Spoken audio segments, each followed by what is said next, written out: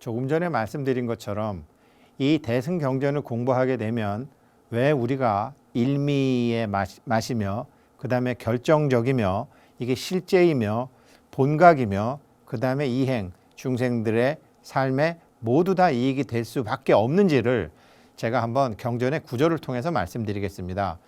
우리 금강산매경을 보게 되면 크게 이렇게 9가지 품으로 나뉘어져 있습니다. 마치 금강경이 32개 품으로 나뉘어져 있고 법화경이 27개 품으로 나뉘어져 있듯이 이 짧은 금강산매경도 9개의 품으로 나뉘어져 있습니다.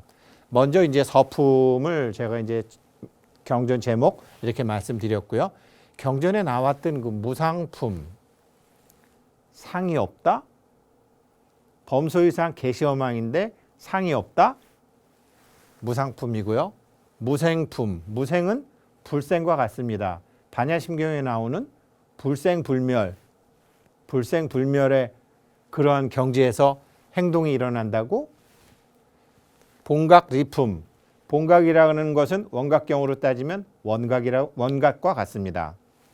반야경에서는 반야요, 원각경에서는 원각이요, 화엄경에서는 법계요, 금강산매경과 대승기신론 같은 경전에서는 본각이라고 하는 우리 본래의 마음의 부처자리, 그 마음의 부처자리를 우리가 썼을 때 어떠한 어마어마한 리득이 있는가를 설명을 해드리는 거고요.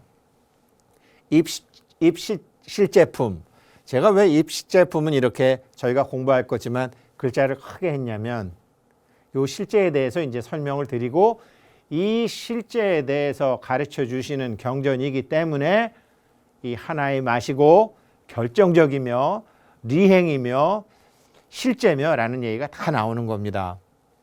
그리고 진성공품, 공은 공인데 허망한 공이 아니라 공덕이 있는 공, 그런 작용이 일어나는 공, 그러하기 때문에 열애량, 창고에 저장하다, 정말 무량한 복덕을 가진 부처님처럼 우리가 전생에 지은 복이 없어서 인물도 좀 못생기고 허리도 좀 부실하고 키도 작고 돈도 적고 이렇게 자기 업대로밖에 못 살았지만 이 금강산매경의 산매를 깨달으면 열애의 창고에 있는 그 공덕을 쓸 수 있다라는 게 바로 이 대승산매, 이 금강산매경의 핵심이며, 참 묘하게도 이 금강산매경의 이 권화보살님은 지장보살님이세요. 이것을 지장보살님한테 말씀해 주셨어요. 지장보살님, 그래서 제가 이 경전을 공부하면서 저는 어떻게 공부했냐면요, 제가 죽었다라고 생각하고 제가 귀신이라고 생각하고, 그러니까 죽을 때 나가서 영혼이라고 생각하고 한번 이 금강산매경을 읽어봤어요. 인신난득 불법난봉, 뭐 태어나 벌써 살아보니까 그렇게 뭐 사실 좋지 않아요. 제가 보니까 힘들어요. 그런데 어찌됐건 태어나려고 그렇게 애를 썼고, 수많은 존재들이 지금 몸을 받지 못해서 수많은 존재들이 몸을 받으려고 그러죠. 조상님들도 그러죠. 조상님들이 뭐 제사상 차리면 뭐 제사 드시기나 하십니까? 그런데도 오시고, 뭐 우리가 이제 산신제나 용왕제 할 때 보면 다 그냥 막 식었고 막 허옇게 됐고 냉동고에서 밥 꺼내온 맛도 없는 돼지 대가리 갖다 놓고 이거를 산신님한테 드리면서 우리 애들 대학 붙게 해달라고 그러고, 우리 남편 1,000억 벌게 해달라고 그러고, 100억 벌게 해달라고 그러고, 사업 잘 되게 해달라고 그러고, 뭐냐 말이죠.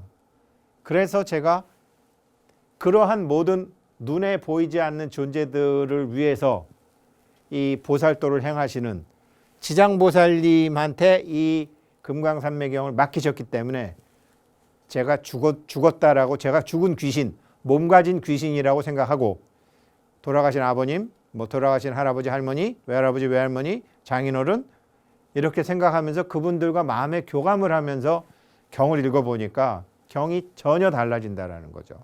그래서 제가 저는 뭐 서울에서 태어났지만 북한산 산신이라고 생각도 하고, 북한산 산신은 백두산과도 연결이 되고 태백산과도 연결되고 본주 본산하고도 다 연결이 되기 때문에 제가 산신이라고 생각하고 제가 죽은 귀신이라고 생각하면서 금강산매경을 한번 읽어보고 그러면서 이 경을 공부했을 때 생기는 공덕품이라는 것을 했을 때 이 경전이 얼마나 위대한 경전이며 지난 시간에 말씀드렸던 것처럼 이 경전은 원효 스님과 대한선사를 빼고서는 해석하기가 참 어려웠겠구나라는 생각을 하게 됐습니다.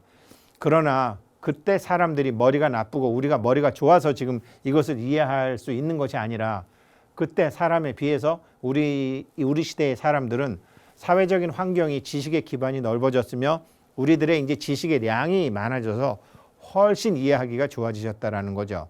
자, 그러면 수많은 저는 분명히 불교의 시대가 왔다라고 봅니다. 이제는 정말 불교의 시대가 왔는데 이 불교의 시대를 우리 불자님들이 활용을 하셔서 정말로 남들보다 보살행도 많이 하시고 남들보다 보시도 많이 하시고 아프리카 사람도 도와줄 수 있고 미국 사람도 도와줄 수 있고 중국 사람도 도와줄 수 있고 북한 사람도 도와줄 수 있고 어떻게 해서 그렇게 되느냐? 자, 입실제품을 제가 설명을 드릴게요. 가령 우리 불자님들은 저도 학교 다닐 때는 그랬지만 야 너는 뭐 4차원에서 왔냐? 이런 소리 많이 하지만 사실은 우리 불자님들 보면 차원이 다른 세계에 많이 사시죠. 보이지 않는 세계에 대해서 많이 사시니까 차원이라는 게 뭔지 한번 생각해 보자고요.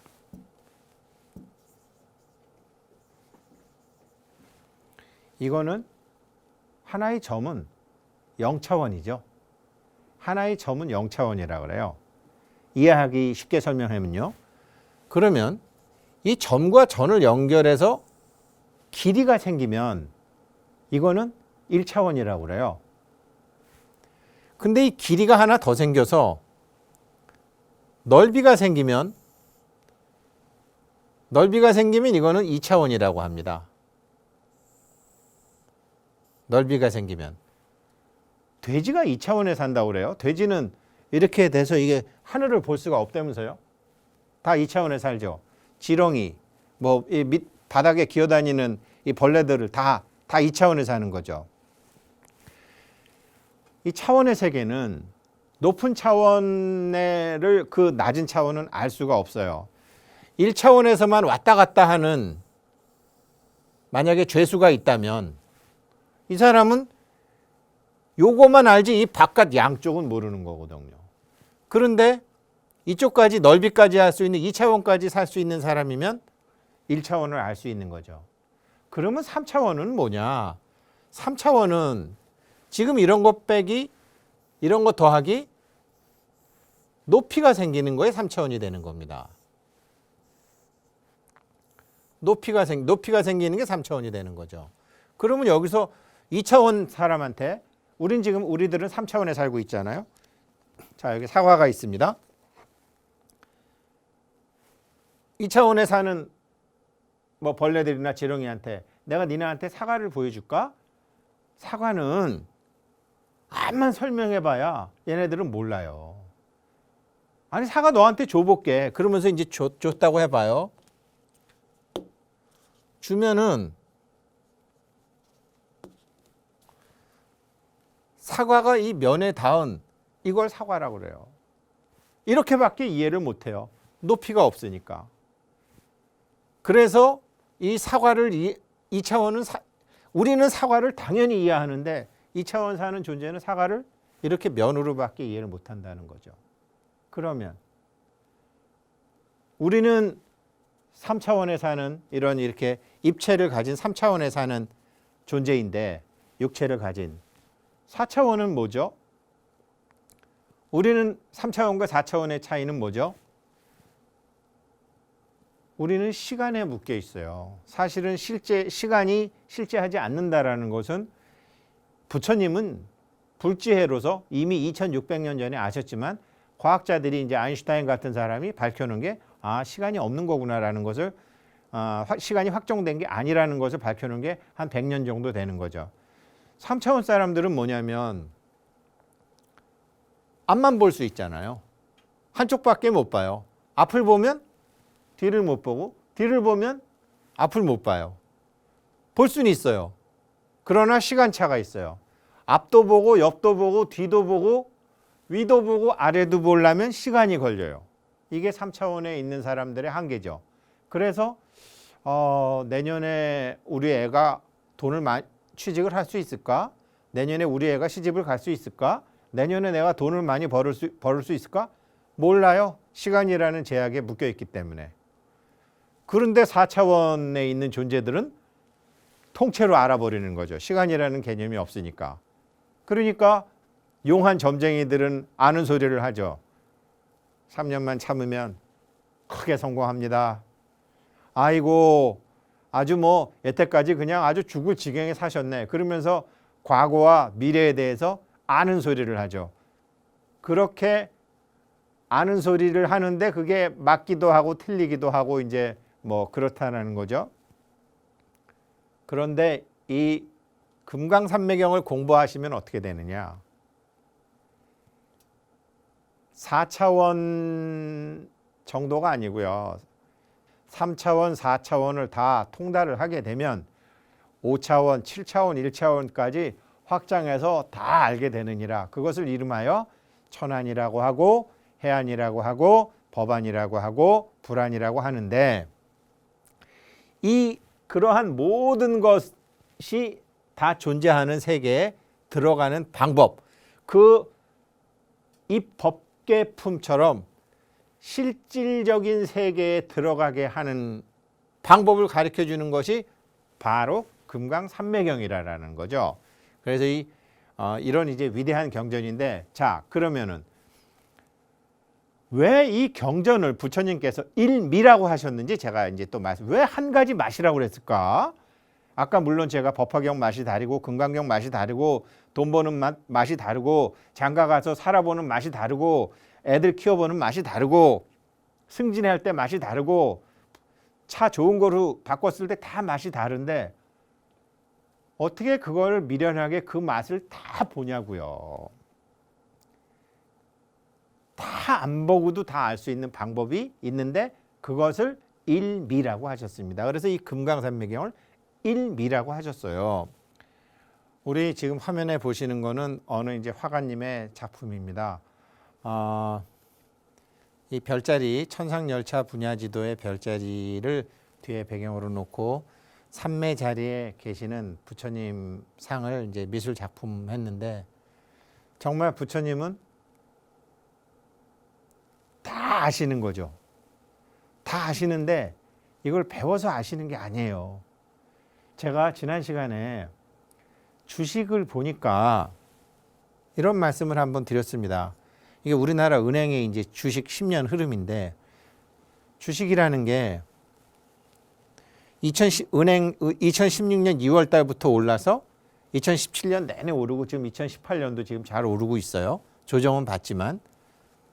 그렇지만 2008년도부터 2016년도까지 8년 동안은 참 정말 금강경의 구절처럼 범소유상 계시허망처럼 이렇게 올랐다가 다 제자리 왔다가 또 올라가는 이런 거거든요. 그래서 주식이라는 게 이렇게 내리는 바닥점도 있고, 여기서 샀다가 여기서 팔고 또 여기서 팔고 샀다가 또 팔고 이렇게 할 수 있으면 얼마나 좋겠습니까? 그러니까 내리는 끝점이 있고 오르는 끝점이 있고 다시 내리는 끝점이 있고 오르는 끝점이 있고, 이렇게 여기는 이제 조정의 끝점이죠. 조정의 끝점. 하락의 끝, 상승의 끝, 조정의 끝, 상승의 시작 쭉 가는 이 네 가지 점만 알으면 엄청나게 돈을 벌 수 있을 것 같죠? 그런데요, 이 네 가지 점을 다 알 필요가 없어요. 그 하나를 하나의 맛, 일미지법이라고 그래요. 보세요. 굉장히 넓은 길을 어미 오리가 애기 오리를 데리고 건너갔어요. 다 건너가서 보니까 저쪽에서 보는 바와 달리 새끼 오리가 한 마리만 따라오고 나머지가 없어진 거예요. 그러니까 길을 가던 차들이 저 어미가 지금 어미 오리가 왜 저러고 있나 내려서 보니까 새끼 오리를 찾는 것 같아서, 보세요. 맨홀을 열고 있잖아요. 구조대원이 와서 지금 맨홀에서 오리를 꺼내주네요. 2마리? 3마리? 3마리 다 꺼내줬다. 맨홀에 더 이상 없네. 근데 어미 오리가 지금 안 가고 있잖아요. 이상하다. 그래갖고 다시 저쪽 길 건너편에 가서 열어보니까 아이고 저쪽에서 이미 몇 놈이 빠진 거예요. 자, 그걸 한 마리 찾아주고 두 마리 찾아주고 세 마리 다 찾아줘서 갖다 주니까 이제 어미 오리가 가네요. 저 어미 오리는 새끼가 7마리였구나. 그런데 제가 저걸 보면서 이상하게 생각했어요. 어떻게 알았지? 왜냐? 보이지 않는 끈으로 연결되어 있거든요. 저 어미 오리와 새끼 오리 사이에는 보이지 않는 무슨 끈이 있고 그것을 한 맛으로 그 맛을 다 느낄 수 있는 사람이 이게 어미 오리죠. 어미 오리만 그런 게 아니라 사실은 엄마들도 그렇죠. 아기 가진 엄마들도 그렇죠. 그런데 불행히도 오리에 비해서 요즘 동물들이 일미집업을 못 느끼는 것이 텔레비 많아지고 스마트폰 많아지고 볼 게 많고 들을 게 많고 흥분할 게 많고 뚜껑 열릴 일이 많아가지고 이 일미의 힘을 활용을 못하는 거예요. 그래갖고 번뇌에 치여가지고 진짜 자기가 쓸 수 있는 본각 리품, 그 본각에 들어갔을 때 모든 것을 알 수 있는 그런 이로운 일이 하나도 자기한테 발생하지 않는 거예요. 그래서 겉으로 보기에는 사람이 동물보다 똑똑한 것 같지만 실제로 더 똑똑하지는 않다라는 거죠. 실제로는. 그래서 그러면 오리도 항상 그러냐? 아니라라는 거죠. 지금 이 방송을 보시는 우리 노보살님들은 아마 옛날에 그러셨을 게 많았어요. 노보살님들. 그러니까 남자들은 스님들도 이제 저보고 이렇게 제가 절에 가면 우거사 혹은 우처사 이러는데 보살님들 보고는 보살이라고 그러잖아요. 왜 보살이냐? 자기는 모르고 했지만 여성이라는 신체를 금생에 받고 태어난 사람들은 자기도 모르는 사이에 보살행을 해요. 저 일미를 봐요. 그런데 이게 왜 아기를 낳고 나면 근데 이거를 누가 가르쳐주고 이렇게 꼭지를 딱 따줘야 되는데 꼭지를 따지 못하니까 어떻게 되느냐?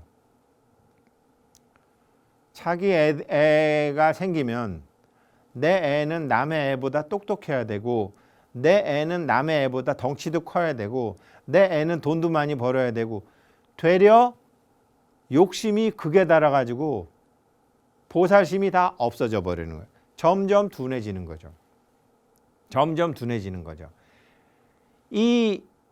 저는 이제 박경리죠. 토지를 쓰신 박경리 씨 시집 제목 중에 이런 게 있습니다. 연세 80에 쓰셨는데 버리고 갈 것만 남아서 너무 행복하다라는 박경리 씨의 시가 있어요. 시니까 볼 거 없고 제목만 아시면 되는데 자꾸 챙기려고 하는 것은 이 금강산매경에서의 번뇌를 모으고 있는 것이고 자꾸 버리려고 하는 것은 이게 박경리 씨 말 맞다나 버릴 것만 남아서 행복하다. 저도요 정말 많이 버리고 있어요. 제가 약사경 할 때만 해도 담배도 폈는데 담배에 중독된 저를 버렸죠. 돈에 중독되어 있는 저도 버렸죠. 부처님처럼 마누라와 자식에 중독되어 있는 나를 버리지는 못했지만 거진 버린 거나 다름없이 살기로 했죠. 근데 이게 버린다고 해서 나빠지느냐? 그렇지 않아요. 버리면은 더 많이 들어오는데 그것이 바로 열의 장품이에요. 그것이 바로 지장보살 총루품에서 부처님께서 지장보살한테 시키는 거예요. 버리는 사람은 이렇게 해라. 지장보살님은 누구한테 시키겠어요? 바로 여러분들의 조상신과 산신과 본주본산신과 여러분들의 호법신한테 또 시키시는 거예요.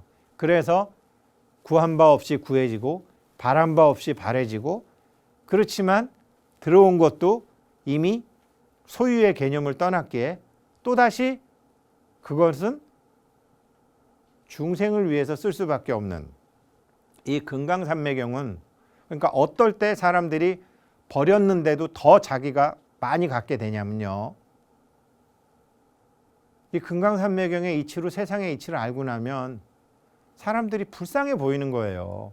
아까 제가 말씀드렸지만 2차원의 존재는 1차원 보면 불쌍하고, 3차원의 존재는 2차원 보면 불쌍하고, 4차원의 존재는 3차원 보면 불쌍하고, 5차원, 6차원은 4차원 보면 또 불쌍하듯이, 이 부처님의 차원 높은, 부처님이 과학자들이 밝혀놓는 것은 이 우주에는 11차원이 있다 그러죠. 예. 그래서 석굴암에 가면은 11면 관세음보살이 있는 겁니다. 11차원의 세계까지 다 아실라 그러시지 않아도 저절로 아실 수밖에 없는 부처님 공부, 그리고 이러한 금강산매경 공부를 하시다 보면 남편도 참 불쌍해 보이고요. 이런 걸 모르고 돌아가신 어머니, 아버지, 할아버지 너무 불쌍해 보이고요. 식당에 가면 막 우걱우걱 밥 먹고 있는 사람들 보면 다 불쌍해 보이고요. 자기 딴에는 뭐 열심히 한다고 뭐 텔레비에 나와서 떠들고 하는 사람들 보면 다 불쌍해요. 그 불쌍한 사람들을 위해서 저 사람들을 깨우쳐 줘야 되겠다 라고 하면서 그때 자비가 생겨요. 그러니까 슬픈 비심이 먼저 생기고, 그리고 난 다음에 자심이 생겨서 자비심이 생겼을 때 자기가 버렸는데도 갖게 된 모든 거를 다시 쓰게 되는 거죠. 그런 대표적인 분들이 절에 가시면 계시는 보살님들이라서, 보살님들은 화관에 보주 영락을 막 철철철철 감고 계시잖아요. 그래서 이제 이 공부하시는 분은 버려보십시오. 근데요, 깨닫지 못하고 버리는 거는요, 잘난 척이에요. 깨닫고 이 금강산매경 공부 다 하시고, 아, 이게 있는 게 아니었구나. 이게 있다고도 할 수 없고 없다고도 할 수 없는 거구나. 단지 내가 있다고 생각했구나. 그래, 이것을 가지고 어차피 우리가 애기들 다 키워보셨지만 중생들을 제도하려면 물질이 필요해요. 그래서 물질을 갖고 애들도 그냥 이렇게 가리키는 거랑 밥도 사주고 차도 사주고 너 여행 가라고 막 돈도 주고 그러면서 얘기하면은요, 마음을 열어요. 물질의 힘은 마음을 열게 하기도 해요. 그때 해주는 것처럼 보살이 중생을 제도하게 되려면 물질을 가져야 돼요.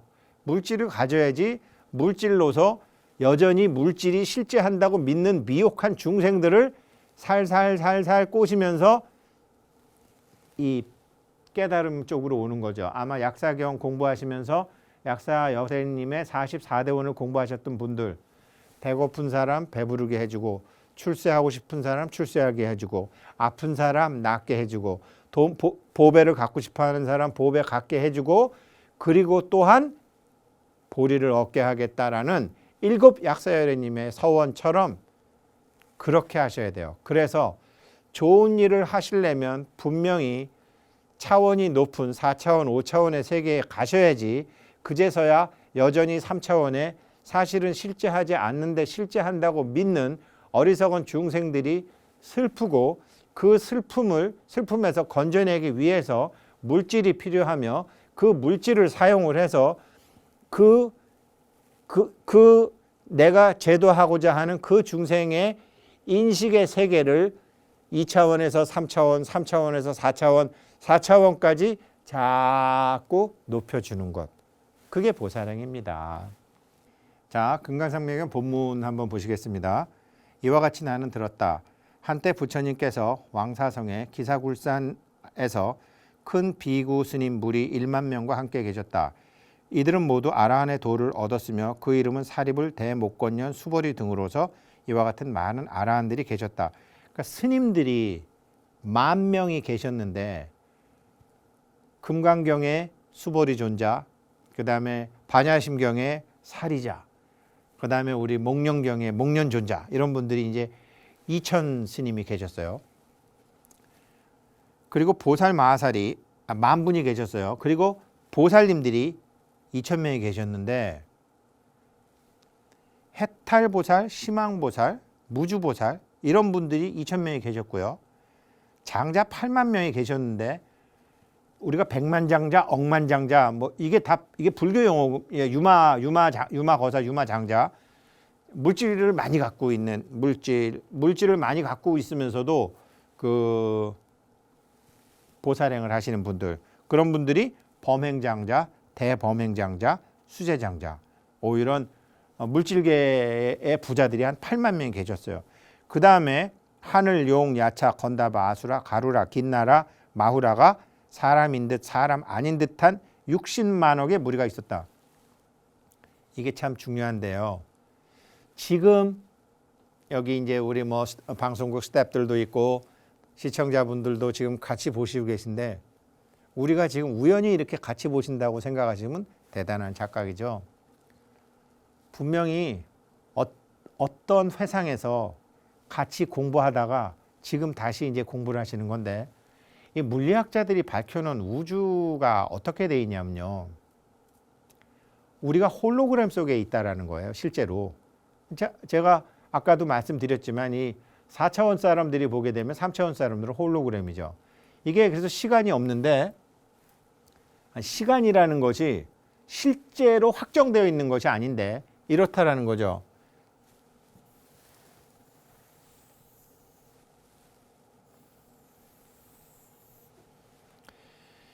이게 빵이라고 해보세요. 우리는 시간에 얽매여 있기 때문에 여기를 과거라고 하고, 여기를 현재라고 하고, 여기를 미래라고 하면, 빵을 이렇게 잘랐을 때 여기 나오는 이 단면, 요거를 현재라고 할 수 있는 거거든요. 이렇게 되는 거거든요. 요걸 우리가 현재라고 하는 거죠. 요만큼만 해도 이거는 벌써 현재가 아닌 거죠. 그런데 아마 여러분들 저기 그 인터스텔라라는 영화 보셨는지 모르겠지만, 사람이 살 수 있는 행성을 찾기 위해서 이제 그 과학자들이 외계 행성을 찾아가죠.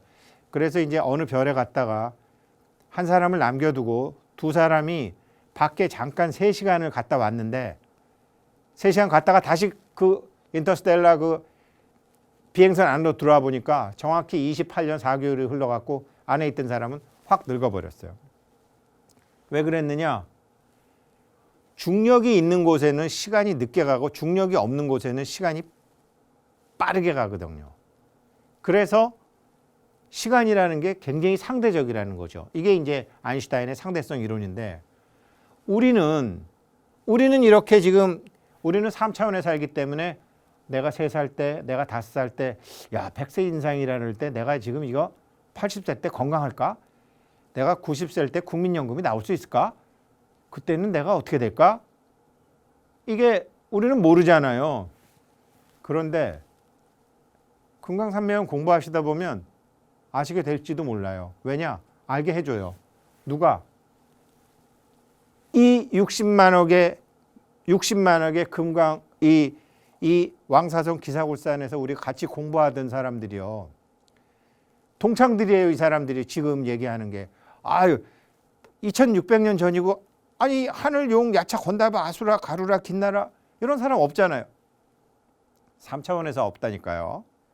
4차원에 있고 5차원에 다 있어요. 이게 어떻게 해서 이 금강산맥경을 공부하면 이 사람들이 여기 다 모이느냐? 시간이요. 지금 이쪽에서 칼을 가지고 빵을 잘랐으니까 우리는 현재지만, 저쪽으로 지구 바깥으로 많이 쪽 나간 사람이 이렇게 자를 수도 있어요. 빵을 이렇게 자를 수도 있어요. 저쪽 존재들은. 그러면 과거에 있는 단면이 다 나와요. 우리 전생 이 왕사성 기사굴산 안에서 이 회상에 모였던 존재들은 그러니까 여기 하늘용 야차 건다바 아수라 가루라 긴나라, 특히 금강산매경 금타용왕님이 보고 싶었던 경인데, 금타용왕님은 여기서 이 칼을 가지고서 이렇게 잘라가지고 보니까 과거까지 다 아실 수 있는 분이었어요. 그리고 또 금타용왕님은 또 빵을 또 이렇게도 자르다 보니까 오랫동안 기다리신 거예요. 미래도 아는 거예요. 해동 신라국에 원효라는 사람이 지금 계속 막 파괴도 하고 다시 막 중국 갔다가 해골물도 마시고 지금 분황사에서 화엄경 소를 쓴다고 있지만 인연이 갖추어지고 인연이 도래하고 조건이 갖추어지게 되면 저 사람이야말로 나를 위해서 금강산매경을 설해줄 수 있으리라라고 오랜 세월을 기다리신 거죠. 미래를. 그러니까 우리 3차원 사람들은 모르지만 저쪽 사람들은 이쪽을 다 아신다라는 거죠.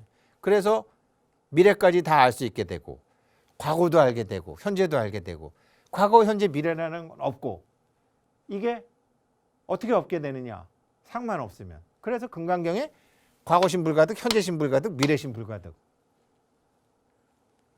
이게요, 이렇게 될 수밖에 없어요. 그래서 우리가 지금 이 금강산매경을 진심으로 잘 독송을 하게 되면 이때 당시 왕사성 기사굴산 회상에서 같이 공부하던 이 60만억의 존재들이 쫙 몰려오는 거예요. 쫙 몰려와서 이제 나중에 열애장품에 나오는데, 본각 리품에 나오는데, 우리가 무화가 되고 무상을 알고 무생을 알고 보살의 원력이 생기고 서원이 생기면은 이 사람들이 머릿속에 집어넣어주는 각이 막 바뀌는 거예요. 우리가 그렇게 됩니다. 그때 세종께서 대중들에게 둘러싸여 일체의 대중을 위해 대승경전을 설명하셨는데, 그 경전의 이름이 아까 모두에 말씀드렸던 것처럼 일미. 우리 엄마가 다 하는 거, 보지 않아도 지금 내 새끼가 지금 있다, 내 옆에 있다 없다 다 하는 거. 일미, 진실, 무상, 무생, 결정, 실제, 본각, 리행. 이거는 이제 각 품이기 때문에 우리가 공부하면서 설명드릴게요. 그러면서 만일 이 경전을 듣거나 내 구절의 계속만을 받아 지녀도 이 사람은 곧 부처님의 지혜의 경지에 들어가서 방편으로 중생을 교화할 수 있을 것이며 일체 중생을 위한 위대한 선지식이 되리라. 예, 우리는요 방편으로 중생을 교화할 수 있을 뿐이에요. 중생을 깨닫게 할 수는 없어요. 제가 지난 시간에 말씀드렸죠. 부처님 가르침은요, 가르칠 수는 있는데 전할 수는 없어요. 스님들 우리 많이 쓰시는데, 공부하신 스님들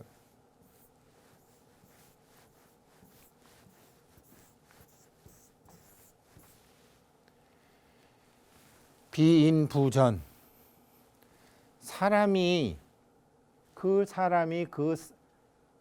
사람이 아니야, 걔는 아니야, 그 사람은 아니야, 사람이 아니면 전하지 않는다.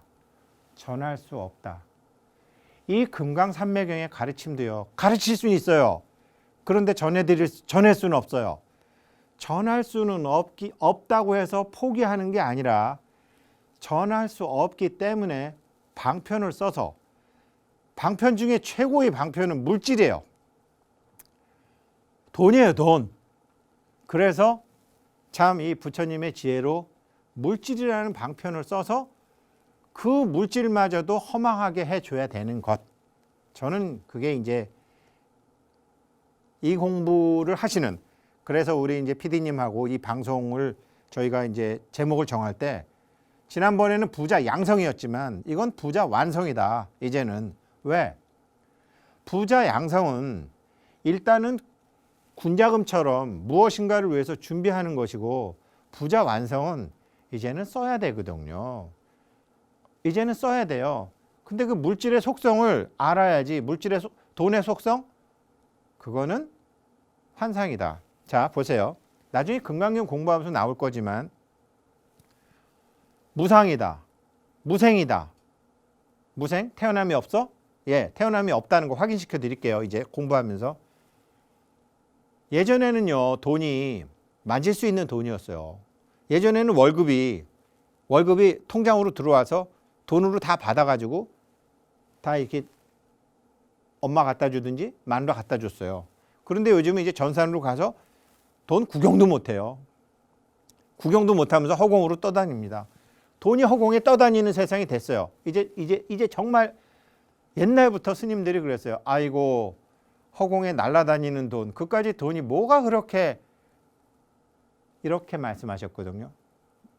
예, 진짜 이제 세상이 바뀌어서 허공에 돈이 날아다니는 세상이 됐는데, 허공에 날아다니는 돈을 잡으려면 어떻게 돼야 되죠?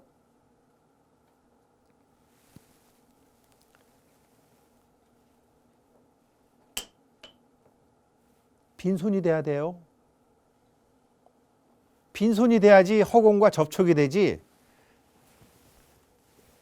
내가 이거를 쥐고 있으면 욕망의 가시, 번뇌의 가시에 걸려서 이 허공을 느끼지를 못해요. 이 허공이 본각이며, 이게 원각이며, 이게 실제며, 이게 결정이며, 이게 열애장이며, 이것이 없지만 없음에도 불구하고 공덕은 있는데, 이게 열애장품이며, 이것에 대한 작용이 일어나라고 화엄 성중님이 계신 거고 조상님이 계신 건데, 일단은 부처님 손처럼 빈손이 돼야 돼요.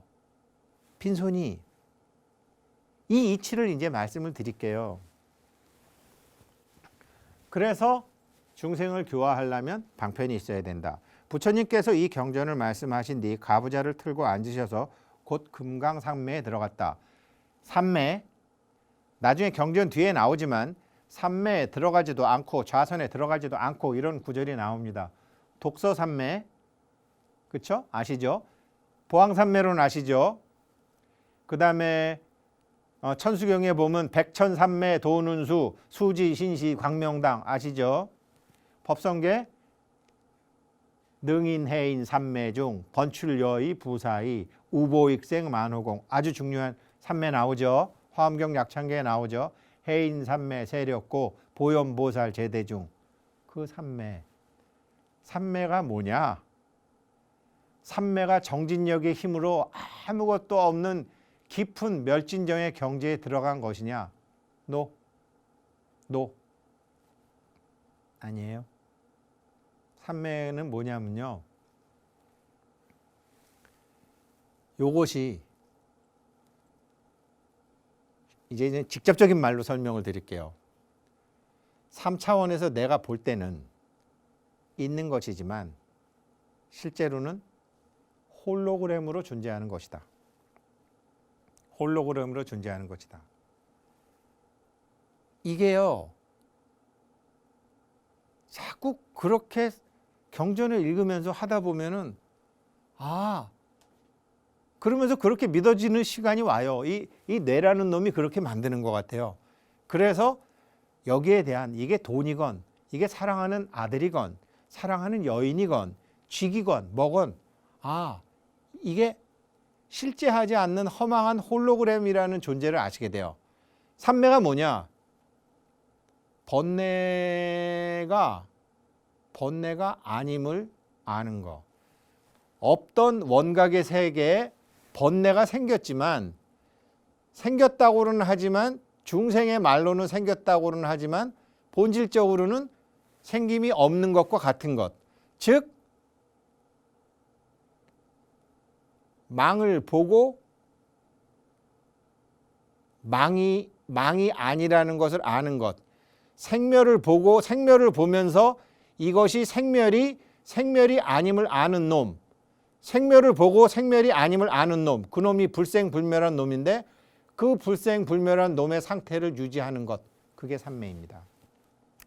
그래서 금강산매에 들어가 몸과 마음이 움직이지 않으셨다. 그때 대중 가운데 아가타라 부르는 한 비구가 있었는데 합장하고 개송을 하셨다. 여기서 이제 위대한 자비로 가득하신 우리 세존께서 지혜에 통달하고 걸림이 없으시고 중생을 널리다 건지시려고 유일한 도리 제1제의 딱 하나 진실, 없는 거야. 없는 건데 없는 거를 모르는 니네 중생들을 이해시키기 위해서 니네 중생들이 쓰는 말로 있다고 내가 설명할 수밖에 없지만 있음에 있다고도 할 수 없고 없다고도 할 수도 없고 있는 것도 아니고 없는 것도 아니라고 밖에 설명할 수밖에 없는, 그래서 스스로 어느 정도는 깨달아야지만 이해할 수밖에 없는 4차원의 세계, 5차원의 세계, 6차원의 세계를 다 통과하는 한 가지 맛으로 딱 가르쳐 주시는 거, 제1의제를 설명을 이 경에서 하신다. 그래서 한맛에 도로서 설하시고 소승으로는 설하지 않으시니, 무슨 소리냐? 얘가 이제 저 기회생 우승택이면 기회생 우승택을 갈고 닦아서 기회생 우승택이 사실이 없는 것임을 알고 내가 없으면 무화가 되는, 괜히 뭐 삼천배를 하네, 무슨 참회를 하네, 다란이를 하네, 주력을 하네 이러면서 얘가 없는 거를 알아가지고 이거랑 하나가 되는 게 아니라 이것이 망을 통해서 망이 아님을 아는 그 인식의 힘으로서 요놈이 실제 하는 놈이 아니구나. 단지 홀로그램처럼, 단지 영상처럼 100세 인생일지 120세 일생인지 내가 알 바 아니지만 잠시 그렇게 없던 허공에 나타났다가 사라지는 놈임을 아는 것, 이게 대승입니다. 그래서 모든 부처님의 지혜의 경제에 들어가 참다운 실제, 지금 말씀드린 존재의 실상, 법계의 살림살이, 일미 이런 것이 다 이제 실제죠. 이런 걸 결정하셔. 듣는 사람은 모두 세간에서 나와. 지금 우리 세간의 지혜가 있지만 금강산명을 통해서 세간 출세하는 공부 다 하시는 거죠. 이렇게 해서 세간에 나와 해탈을 하게 되고, 헤아릴 수 없는 일체의 보살들이 모두 중생을 제도하려고 대중을 위해 계속 지장보살님도 여쭤보시고 범행장장님도 여쭤보시고 수제장장님도, 그분들은 다 아시는데 우리들 때문에 자꾸 물어봐 주셔서 이제 법의 고요한 모습을 알게 하시고 결정된 곳에 들어가게 하시네. 열의 지혜와 방편으로 마땅히 실제에 들어가도록 설하시니 모두 일승에 따르게 하시되 갖가지 뒤섞인 맛이 없구나. 여기까지만 하고 이번 시는 끝날게요. 왜 그러냐면 갖가지 뒤섞인 맛이 없구나. 잠미죠. 제잠미, 한자로는. 지금 이제 일미의 가르침을 하는데, 아니야, 그냥 뭐 불교는 정년퇴직하고 나중에, 지금은 내가 뭐 먹고 사는 게 할 수 없으니까 지금은 이렇게 살고 나중에 할게, 그렇게 다른 맛이잖아요. 그게 이제 잠미죠. 잡다한 여러 가지 잡다한 맛인데, 그렇게 60년 살아보셨고 그렇게 50년 살아보셨고 그렇게 80년 살아보셨는데 재미없잖아요. 그러면 일미로 살아보자 라는 게 이제 개성은 더 있지만 다음 시간에 이어서 하도록 하고 여기까지 하도록 하겠습니다.